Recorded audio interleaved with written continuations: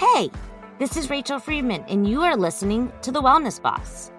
To really compete in the wellness industry, you have to have a fully integrated business. That's why each week I will be answering your questions, sharing my stories, giving you tips and advice on how to create a business you love and that makes money. Let's get started.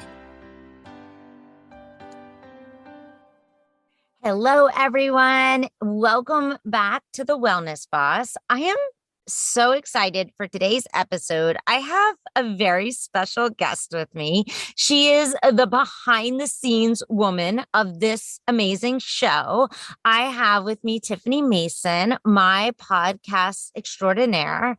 So I don't know if that's what she would call herself, but that's what I call her. She does literally everything from the editing, show notes to the audiograms. She does it all. And she's so awesome. And we were just talking before we jumped on about how I used to literally record. And then if I had a mistake, I would stop and redo the whole thing.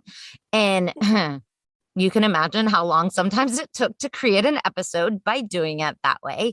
But I'm so grateful to have her on my team now because I can record. And if I have to sneeze or cough or I just totally fuck up from what I'm saying, I literally just can hit pause, take a deep breath and keep going. And she fixes it all. She's like a magician. So anyways, I'm excited to have her on the podcast and to share some insight in a few things. One, what it's like to listen to all these crazy episodes, what it's like to be a podcast expert. And she's in my mastermind. So what it's like to be a part of my program. So much goodness to talk about. So I cannot give her enough justice, but I will let her introduce herself and tell you more about her. So Tiffany, take it away. Well, thank you so much, Rachel, for the opportunity. I'm super excited to be here as well. It's always fun when one of your clients just values you enough to spotlight you on their podcast or just to give you a shout out, because you are kind of the behind the scenes person and you're not really necessarily looking for the credit, but it is nice when someone throws you a bone and says, hey, this is who's, doing everything. So I do appreciate that. I love being your podcast editor. You always have such good nuggets that you throw out there. And it's nice that they're a little bit shorter. Some of my episodes that I have to edit are like an hour long. And every once in a while, for the most part, they're all pretty good. But once in a while, we'll hit an episode where I'm like, oh, get to the point. Is this interview almost done? So every once in a while that happens. But for the most part, it's amazing. And I'm here in Florida. I have 3 kids. I've been married 21 years. And I have been with VirtuallyYou, which is a podcast service provider, for about 2 years now. And we do what I call B to Z. So you record, we take care of everything else. So that's kind of me in a nutshell. So Tiffany, tell them a little bit more, please, about B to Z. If someone were, let's just say, just getting started, or maybe they have a podcast right now, tell them more about what that would look like, what that entails, so they can maybe self-identify if this is something also that maybe they could be benefiting from. Sure. Well, we all know that podcasts are lead magnets, and that's why a lot of people start them. When I do have a business owner come to me and say, hey, I want you to be, take care of my podcast for me. I say, okay, what are you looking for? We kind of define what that person is looking for. They do A, which is record, and then they send it to me, usually via Dropbox, or like yours, Rachel, I can go into Anchor and I can pull the audio that way.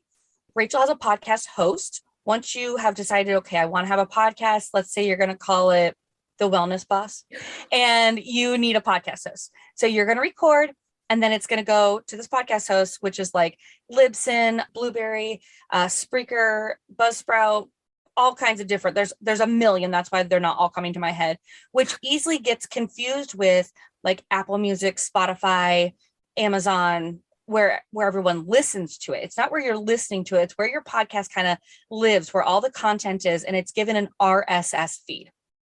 So to backtrack just a little bit, when I get the audio, I make sure that it's in the format that it's called a DAW.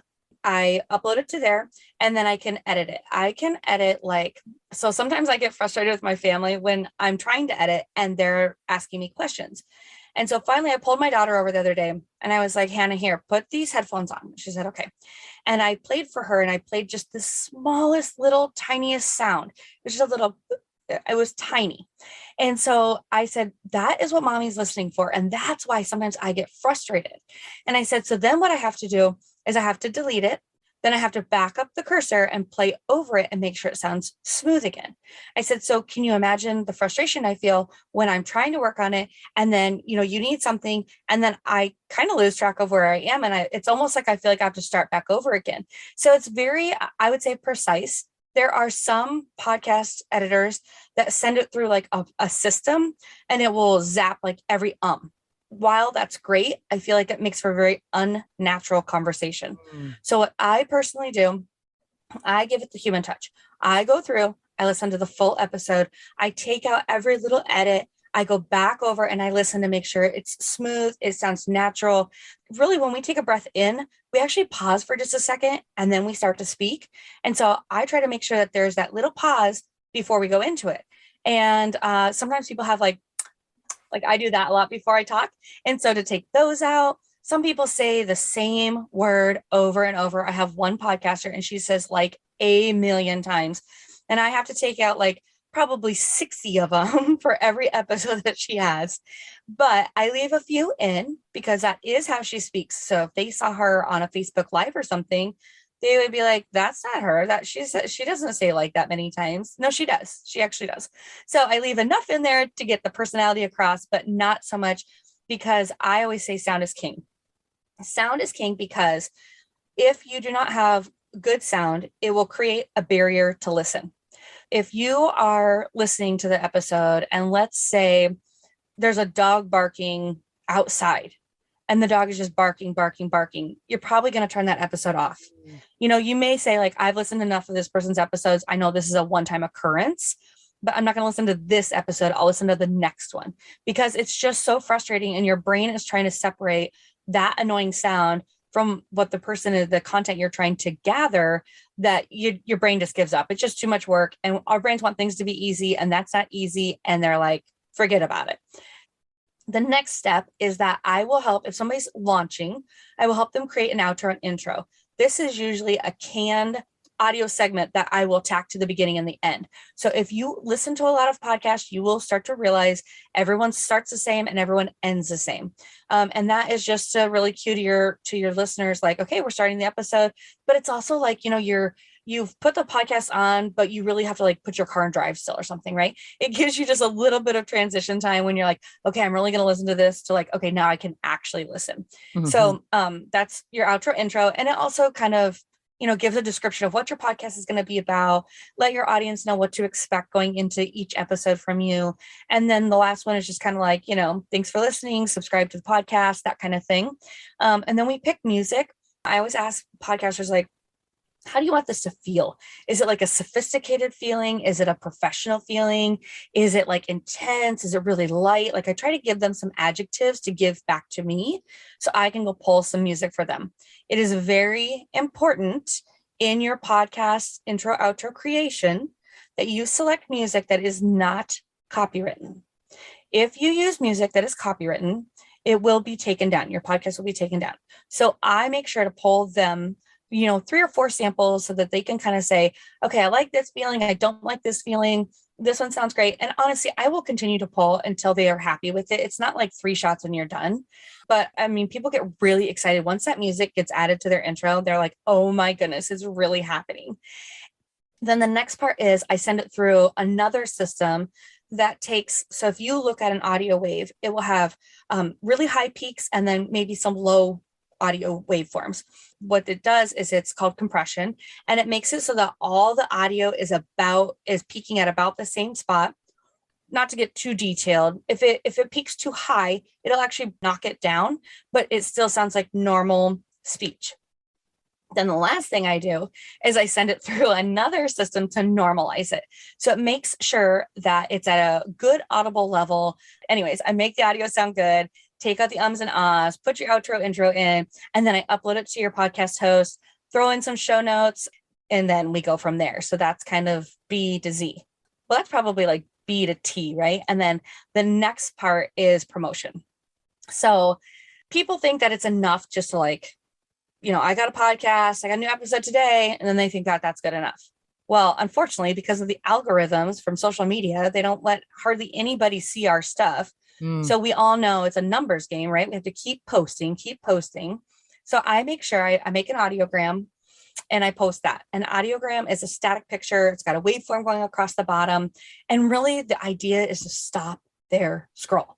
So they're scrolling through Instagram, right? And then they're like, oh, this waveform's moving. What is this person saying? And then like, they're saying something, right? So you click on the little audio thing and then now they're talking and they get to hear a minute of your podcast. Instagram will only allow 1 minute. So I do that. I try to pick the juiciest 1 minute piece that will either like, I think on one of the ones I did for you, it was like, okay, that's step number 1. Step number 2 is, and that was the end of the audiogram so that people are like, whoa, wait, what was step number 2? Yeah. And hopefully that is encouraging them to click on the link in the comments and go to the podcast. Correct? I love that. Yes. So then the next thing I do is I turn that into a reel. And y'all, if you guys are making audiograms, this is the easiest thing. Save it to your phone camera roll and just make it a reel. It does the same thing. It actually will shorten it to 30 seconds, but it'll play exactly the same, or you can add links and you can add fun, frilly stuff to it too, which I do lots of times. But what is beneficial to that is Instagram wants to compete with TikTok right now. So they are really putting a lot of emphasis on reels. So if you just quick cheat, grab your audiogram, turn it into a reel, throw your link on there for your episode, you're good to go. And I mean, when I do that, it'll show like 2,000 to 5,000 people that reel. Versus if I post something, it'll show like literally 35 people. So Crazy. It's a great hack. What's up? Crazy. Yes. It's a great hack to, get more exposure. And then of course, throw it in your stories. So, you want to pull like 15 to 20 pieces from each podcast episode and post each one of those because unfortunately they gyp us and not everybody's going to see all those little bite-sized pieces that you took out of each episode. So post a lot, and then that would take you to Z. I love it. And it is. So if anyone's listening and you have a podcast, it is so helpful as the podcast creator. It saves so much time taking all these steps out. And it just really, unless this is like your passion, and really like a lot of us, especially if you're a coach, you're probably doing it more just to put value out into the world, which I highly, highly suggest, but that's maybe not your expertise or your zone of genius. And it might be taking away time where you could really be doing what you're really fucking good at, right? Or working on your coaching so you can get even better at it, right? Because unless you want to be a podcast editor, it's probably not the best use of your time. I'm just going to say it. So you should hire someone. Yeah. You should hire Tiffany, or Tiffany has an agency. So it's not, necessarily always her, but it'll be one of her people that she has trained. Yeah. Well, and there's that saying that you pay for two things. You either pay for what you really want, or you pay for what you really don't want to do. And so if you don't really want to take care of your podcast, you want to have the podcast and there's a lot of value in it, but you don't have the time or you don't have the desire. That's how you know, like, hey, let me see if I can get some help. Yeah. 100% agree. So Tiffany, tell them a little bit, okay, just really quickly, because you have your own podcast, right? And then you started this agency. What kind of got you into all of this? Well, I think that this is a very fun story to share personally, just because I think I enjoyed the evolution so much. It started out that I was in a sales position and I just absolutely hated it. And so then I was trying to do this concierge service for my area. People would pay for me to pick up their dry cleaning or be an extra set of hands at a birthday party or whatever. And then I had some VA services on there as well. Well, we all know what happened in March of 2020. It got really fun. And I had a friend encourage me to focus on my VA services. So I was like, okay, that's what I'm going to do. Well, I love podcasts. And I had been listening to a whole bunch of them at the time. And one of them was Don't Keep Your Day Job by Kathy Heller. And so in there, she talks about finding your true passion. Well, my true passion every day of the week, I never have to think about it, is music. I love music. That's it. So she was talking about how you can be a podcast curator. You can get guests for niches of podcasts. And I thought, perfect. I'll get guests for podcasts that are about music. Done. And so then I started kind of going down that path. And then I said to my husband on a Sunday, I was like, well, if I'm going to help people with podcasts, maybe I should like have a podcast, and we kind of laughed. Well, then that Monday, the project was start a podcast. Well, my favorite part is that I started it the wrong way. You were supposed to start a podcast that would draw traffic to your business. Well, I just started a podcast about my passion, which is music. In that, though, what ended up happening is kind of the reverse effect. So I started doing my podcast and I was editing and I was like, oh man, I love this. There's something about when you put the headphones on and then like, all the quick keys to, like delete and move over, erase and silence, like all these things. Right. And so I just started loving, like, there was just like this flow to it. Like I'd put these headphones on, the audio would start going, and then there was a flow that I could just like seamlessly go through. And I was like, wow, this is so much fun. I could do this forever. And I really knew when my housework started to suffer and my kids were like, Mom, you've been editing for a while. And it wouldn't dawn on me, there's this saying, if you do what you love, you'll never work a day in your life. And that was kind of how I was starting to really feel. And even more so to this day, I feel like I could just keep working and I really don't get a burnt out feeling. I get an overwhelmed feeling with, like deadlines and stuff and not wanting to let my clients down. But I don't ever feel like, oh, I got to go edit this stupid podcast. Like I'm always excited, like, ooh, I wonder what they're talking about this time. And I've been really fortunate enough to come across people that are really speaking about some really interesting things. And there's also the saying, there's a lot of sayings out there. You are most like the 5 people you surround yourself with, right? Yes. And so I surround myself with The Wellness Boss, which is an amazing podcast about mindset and making yourself better and reaching for the stars and who fucking says you can't, all those things, right? And so I love that. I have 2 that are about fitness and choosing yourself and how do you make the time for fitness and the benefits of fitness. I edited another podcast and she kind of talks about like some woo-woo stuff, but really it's still pretty amazing and interesting what she talks about. And then the lady that I was referring to that talks about stuff that's kind of over my head, hers is still really cool. She's talking about user experience. So her and her listeners and her coworkers are the people that create like how we click through something online. So like the purchasing experience or the experience of going through a program or whatever. And so just to hear like some of their thoughts is like, oh, just so interesting to get in their brain and hear, what they've talked about. And I usually walk away like, oh, okay. Like that was so cool. So things that I just wouldn't have learned about had I not done this. And then through my own podcast, I have had such a dramatic growth of understanding for how music is created and how music affects people. We all know music affects people, but I am like 75 interviews in, and it's really so crazy to hear just, I've had music therapists and how they use music with their clients.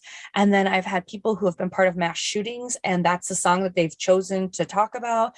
And then just really good moments, or how like one person lost her dad, but now that song comes on and that's how she fondly remembers him. She doesn't mourn for him anymore. And it's been such a just so cool.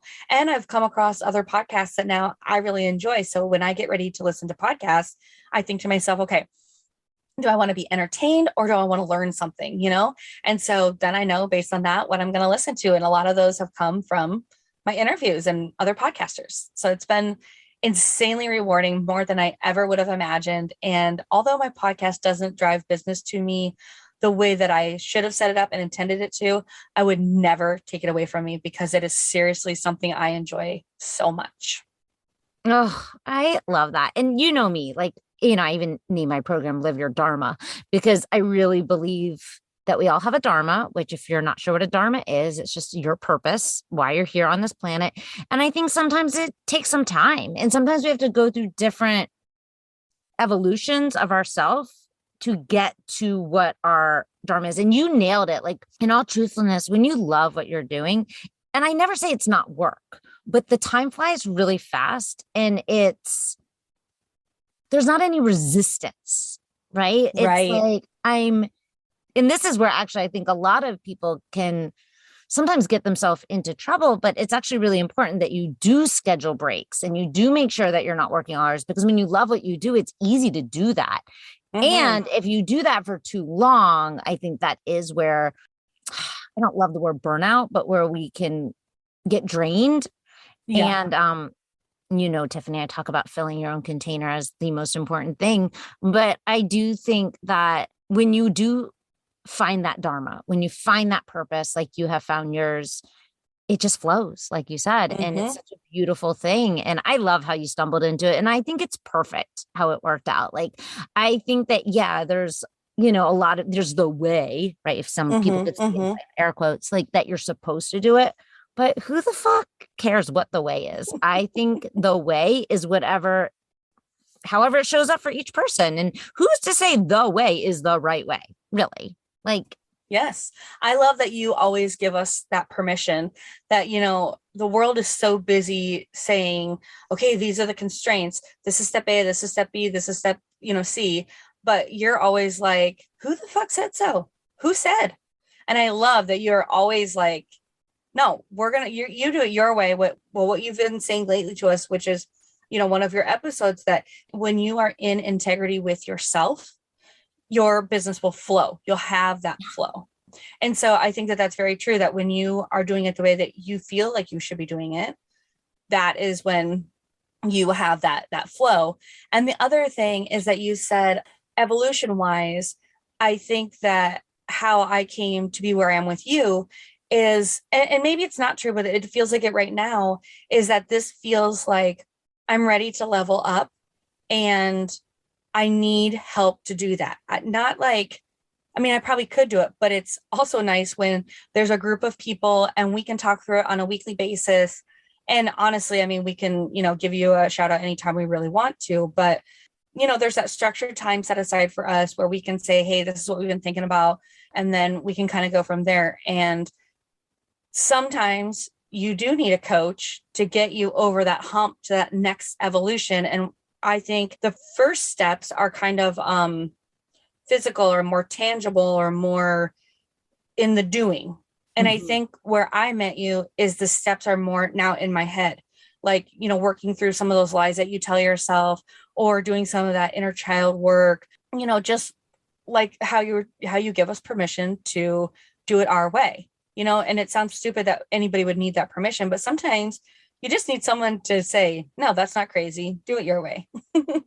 I love that you said that. And I think it's so true though. Like, so I think that we've all been, and I would say collectively, at least in Western society, we have been raised to believe that for some reason you should be able to do it on your own. I think that a lot of people would collectively agree. And you can. I don't want to say you can't. You 100% can. But if you look at how we evolved as humans, we did not evolve on our own. The only reason we are actually still alive as humans is because we supported each other. The women went and did the berries, and the men went and hunted and got the food. And then there were some other women that took care of the children. And there's no way we would have been able to survive, literally be alive without the support of each other. And it took me a while. Like when I owned my yoga studios, full honesty, I did it all myself. I did every last thing down to the accounting myself. And I've never taken an accounting course. My QuickBooks was a fucking shit show. It worked out somehow. But one thing I've learned in the coaching industry is when I decided to pivot and go this direction is I do have a belief. I've always had a belief that whatever you're doing, you should have someone mentoring you. You should have someone who's already above you that you can learn from. So in the yoga industry, I would always go to trainings and surround myself by teachers that I kind of looked up to. Right. Yep. And so the first thing I did is I got a coach. If I'm going to be a coach, I should have a coach. I'm a big believer that's part of being an integrity for me. It's not for everyone, but being an integrity. But what I didn't realize when I did that is it's not even so much about having that mentor, which I do believe is powerful. But for me, as I got into groups, and like you said, it was that support that I believe we all need as entrepreneurs in order to level up our businesses, which I didn't have in my yoga business, which is interesting because my coaching business in 3 years has already tripled what I did in 10 years. So it's not that you need support. It's that I want it. I always say it's need versus want kind of, but it's like I want it because if I could go so much faster, why not? Like, and I say the same thing. I think that like you can watch all kinds of YouTube videos. You can certainly edit on your own. You absolutely can. But how nice is it to just say, here, take care of it. I'm going to work on my zone of genius. You work on your zone of genius, and go from there. But the other thing is that I have you in my back pocket anytime I need you. My clients have me in their back pocket anytime they need me. Like, hey, I heard this about podcasting. Is that true? Or I just learned that the best practice about podcasting is this. Do you really believe that? It's really nice to have that person in your corner with their zone of genius that you can kind of rely on or refer to. So yeah, you can do it on your own, but there's a lot more ease that comes when you add somebody to your team. Like one of the things that just recently, and it was pretty recently, I don't know, not how long ago, but I had this huge awareness that I had a belief that in order to be successful, it had to be hard. And I think a lot of my clients have the similar belief I've learned from a lot of us coaching on it. And what I've realized is that's just such a load of shit, right? Because it doesn't actually have to be hard to be successful. And actually, when you make things simple and you do what you do really good and you let other people support you, that's actually how you scale and thrive. Yeah. And it's also how you end up loving your life. In all truthfulness, because if it's really hard, that does not sound fun. Well, I'll tell you, I get like when my clients talk to me, they're like, oh my gosh, Tiffany, I cannot believe how much easier this has become. I'm loving my podcast again. I'm getting my message out there, all that kind of stuff. Right. And I have recently taken on a couple of VAs myself. And I'm like, oh, thank God I didn't have to put together that newsletter. I text my lady and I ask her something about the newsletter and she's like, oh yeah, it's already sent. And I was like, oh, I love you so much. Like, it was just one thing. It's just those few things off your to-do list, and it's just a beautiful thing, but it does bring you a lot of peace of mind. And I think that's probably the most rewarding thing is so many times after launching somebody, they'll be like, I can't believe it. I have a podcast. I'm a podcaster. And I'm like, yeah, you are. I know, right? So it's so juicy. I guess that's what they say in the coaching world, right? It's a juicy win. I say it. I'm not sure if other people do, but I definitely use that word probably. Oh no, a lot of coaches use it. Oh, do they? Sure. Okay. Mm-hmm. Oh yeah. Yep. But it is a very juicy feeling when they're like, I have a podcast. And I'm like, yeah. And they think it's all on me, but I'm like, no, I mean, you made a lot of decisions along the way. It's your podcast, Yeah. So I just glued it together. I love it. I definitely think that unfortunately it's undervalued sometimes, having people support you on your team. And if anyone's listening right now and has a belief that they have to do it all on their own, I really recommend you go to work on that belief, because like me, it can slow you down. And when you clean it up, you will get some serious momentum. Well, I love the saying, your ego is not your amigo. Oh my God. So true. I think that's some of it too, is that your pride gets in the way, of like, course. You want to be like this self-made whatever. Well, guess what?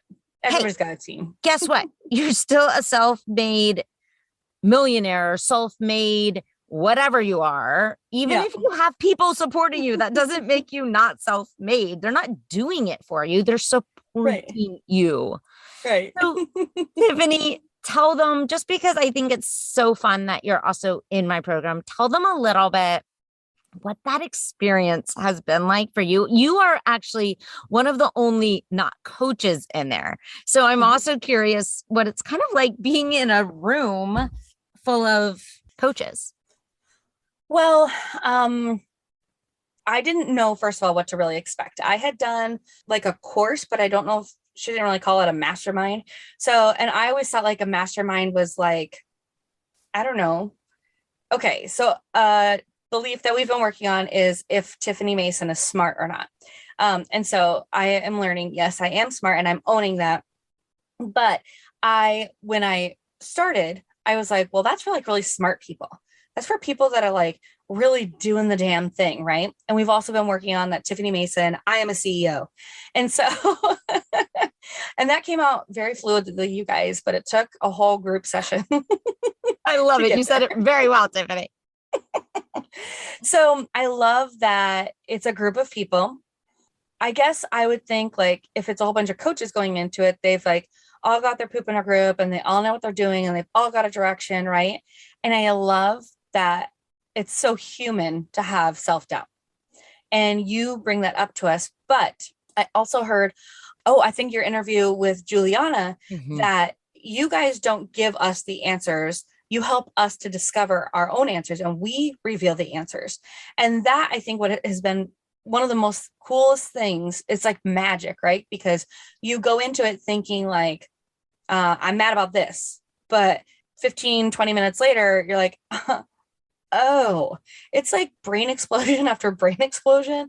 And I think that we all have them during the whole group call.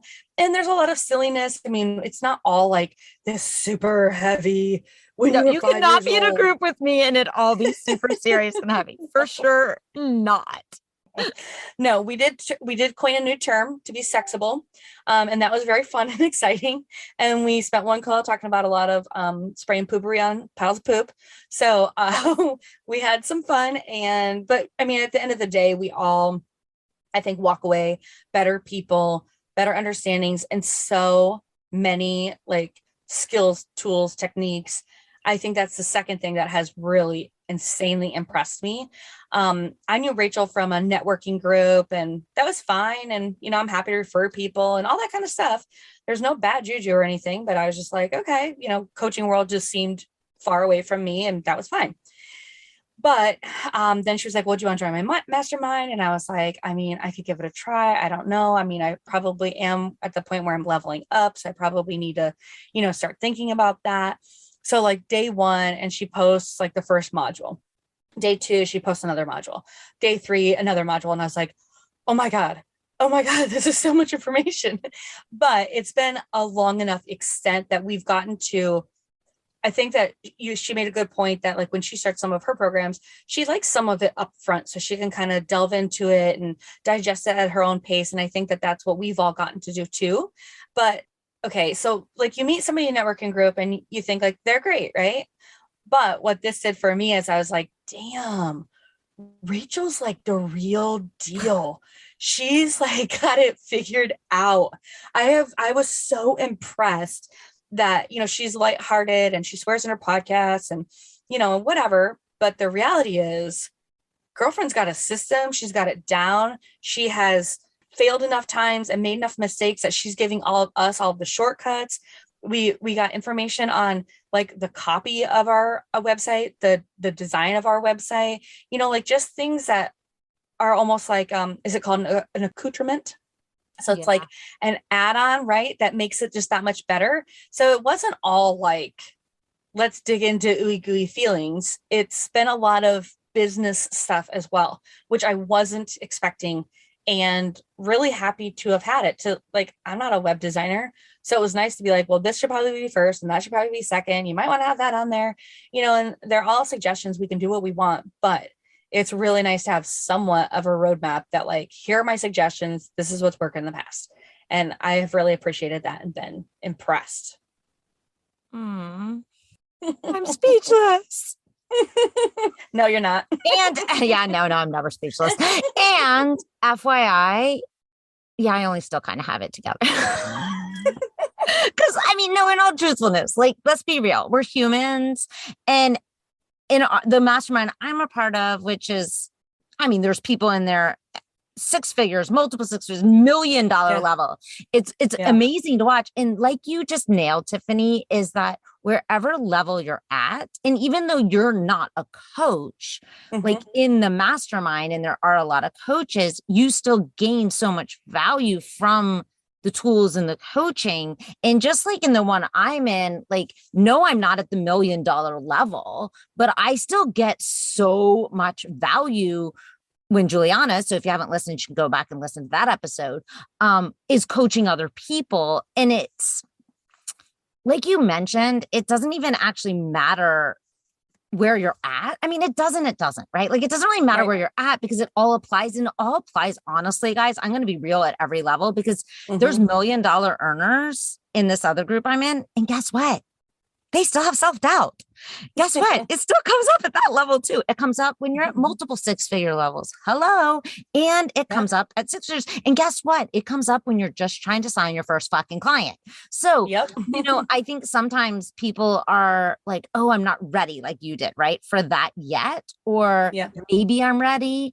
And the truth is the only thing that makes you ready is you deciding I'm ready and being willing to put yourself into the coaching and apply it to yourself, right? Because even though you may not be launching your group program yet, how can you take what's being given to that person and now apply it to yourself? That's really the beauty of a mastermind, I think, or a group program. And it's beyond just the support you get, right? And the different ideas and the, you have like now, what, a dozen people that you get to reach out to and be like, hey, hello, got some time, right? It's not just the person leading it, but I just think that's so incredible. And I'm actually had no idea Tiffany was going to say any of that. So I love having Tiffany in there because Tiffany, like me, is very, like, she just says it, right? Like, if she has a thought, and she's actually would make a fantastic coach if she ever one day wanted to go into it, because seriously, someday, and she's like, wave your head, fuck no right now, but she literally sometimes will say the most brilliant things. And just because she's such a good listener, which I think of course she is. I mean, as a podcaster, you like, what she does, she has to be an amazing listener, and she just picks up on those small little key points and nuggets. But it's just like, I don't know, like, you came in and you literally soak it up. Like, you are such a premium client, Tiffany. Oh, well, I really do want to. I want to learn. And the other thing that has been so beneficial, and we kind of talked about this on the last call that we had with our group, is that it spills over into other areas of your life. So while you go into the program, you're like, okay, I'm going to up-level my business. I'm going to raise my vibration by being around these other people that are raising their vibration. What ends up happening is it spills into the other rooms of your life, and so then everything kind of gets a little boost. It's not just for your business. I'm so glad you just said that, because that has been for me, probably, I would say it, the, what do they call it? Like the second gains. I don't know the exact word. I'm brain farting. Oh, right yeah. No, second gains. You're right. Second gains, right? That you get. And I 100% agree. It's like, yes, it helps your business, which is fantastic. Let's be real. We all want to make money. Yep.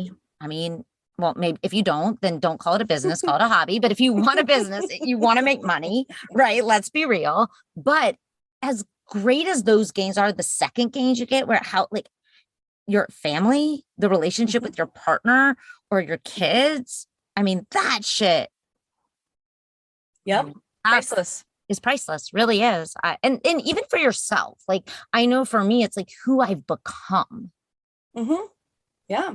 Well, a lot of the things too, like we were talking about this whole dental situation that happened this morning. And she has a system that she shares with us, CTFAR, and it helps you just really analyze that, like, so many things are just in our head. It's not reality. And so, yes, I can use it for if a client feels like it's their time to go, or if I need to let a client go. I've had to do that a time or two. It just helps you to process it, look at it emotionless, and process, which sometimes we need to do that with our spouse, with our children, with decisions that we're making for ourselves. So there's just so much that you get. It just affects everything, and in such a great way.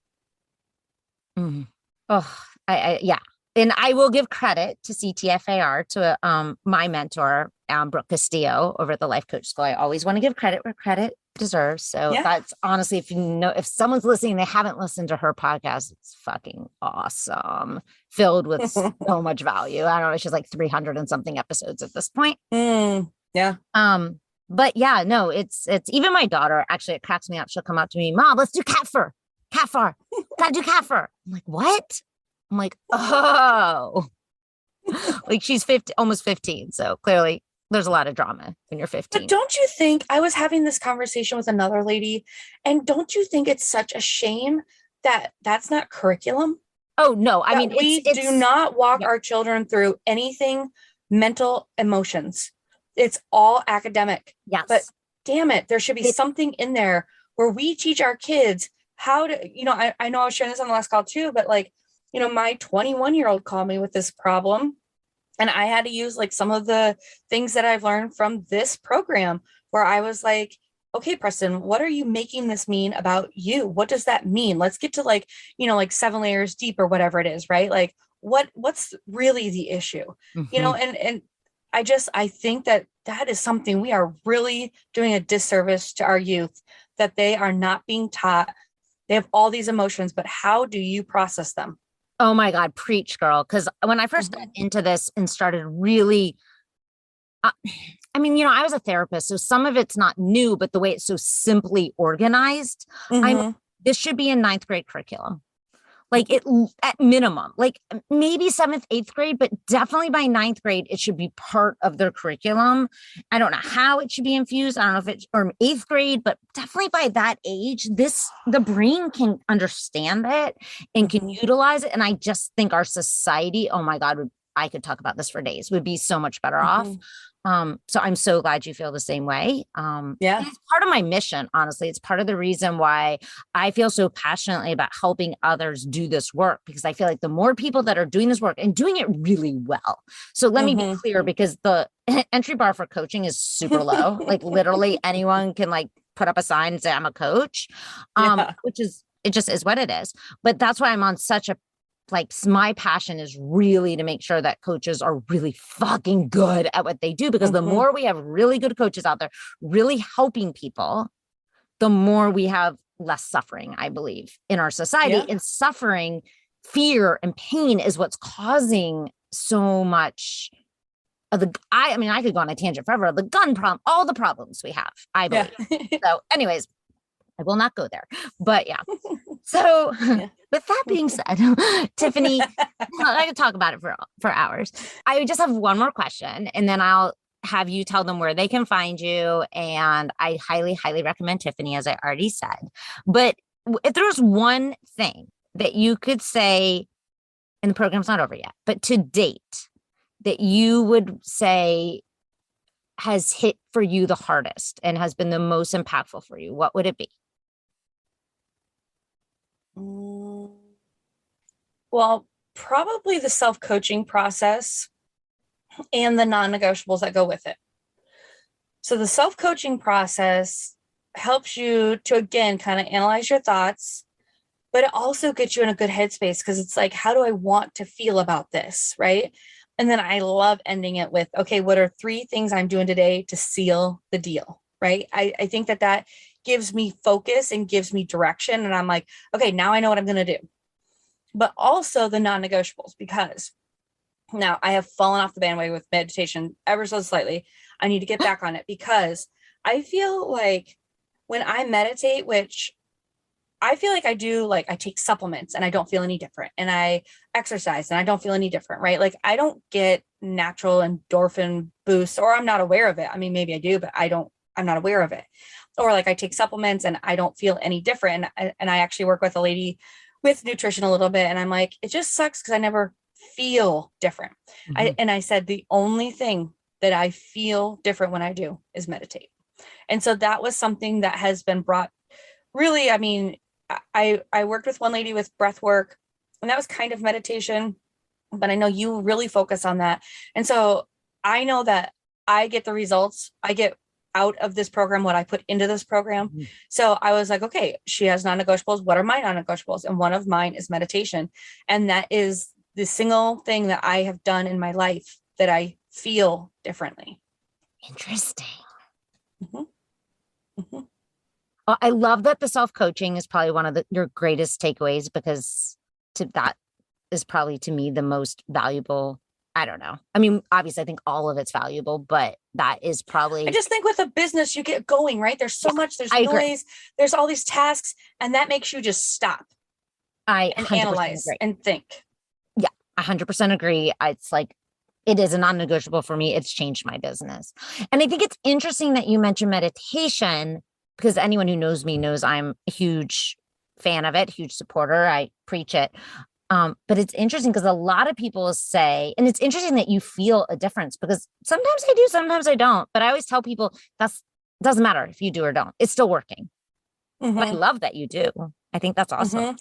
Yeah, I don't know how to explain it. It is a calmness, which I know everyone thinks that that's what you would feel after you meditate. And I do, but I can tell when I've been consistent and when I haven't been consistent. And I know that this is super like, this might be a little messed up, but I feel like when I meditate, it's like a screensaver, right? Like all these colors are whooshing into each other. And sometimes I get like I get like this sparkle thing that comes down sometimes. And then I was told that your third eye, I think the color that goes with that chakra is purple. Mm-hmm. And lots of times I will get like this little purple blob that just circles right around there. And when you meditate, you can just meditate and only focus on breathing. You can meditate. And sometimes I talk to God and I'm like, so it's like prayer meditation, but I'm like, okay, God, what is the answer? Send me the answer. What am I looking for? You can also do it like if you're sad about something or whatever, and you go to meditate, you can say, what do I need? Like your inner child, like, what am I looking for? What do I need to say to myself when I come out of this? Or you can simply meditate to envision your goal. What does that look like? How does it feel? But not like a little bit, like get in there. How does it feel? Yeah. And so I just like that there's different variations of it. And I it's silly, but I really love those shifting colors and like how psychedelic or something it feels to me. I don't think it's silly. I think it's amazing and awesome. And no surprise that for you, the third eye calls you, because it's the place of intuition and creativity. So and you're such a creative. So yep. Of course. Yeah. All right, Tiffany, because I try to keep the episodes shorter. Of course, the interviews rarely are short, but if someone's starting a podcast, getting ready to launch, or they're in it, but they're ready to take some of that work off their plate, where do they find you? You would go to VirtuallyYouVA.com. And on social media, it is at VirtuallyYou Podcast VA. And if you're thinking about it, or you want to see what other podcasters are doing or whatever, of course, there's a Facebook group. It's called Podcast Possibilities. And I would love for you to jump in there and celebrate wins with us, ask questions. Everybody will interact with each other. But yes, we would love to, support you in your wins and help you with any challenges that you're facing. Awesome. And of course, Tiffany will make sure it's all in the show notes. For once, I don't have to actually send it all, because the one who's going to do it all for us. Well, Tiffany, thank you so much for taking some time out of your busy day to be here with us today. And I am so grateful for you. Yes. Well, thank you so much. I've really enjoyed being a client or a patient. I'm not sure how you view us. A client, not a patient.